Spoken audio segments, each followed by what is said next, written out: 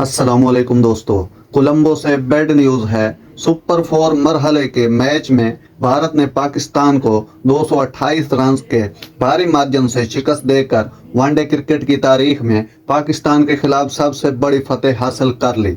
कोलंबो के प्रेमदासा स्टेडियम में 2 रोज तक जारी रहने वाले एक रोजा मैच में भारत के 356 रन के जवाब में पाकिस्तान की बैटिंग 128 रन पर तमाम हो गई और यूं भारत 228 रन के भारी मार्जिन से यह मैच जीत गया। यह पाकिस्तान के खिलाफ भारत की वनडे क्रिकेट में सबसे बड़ी फतेह है।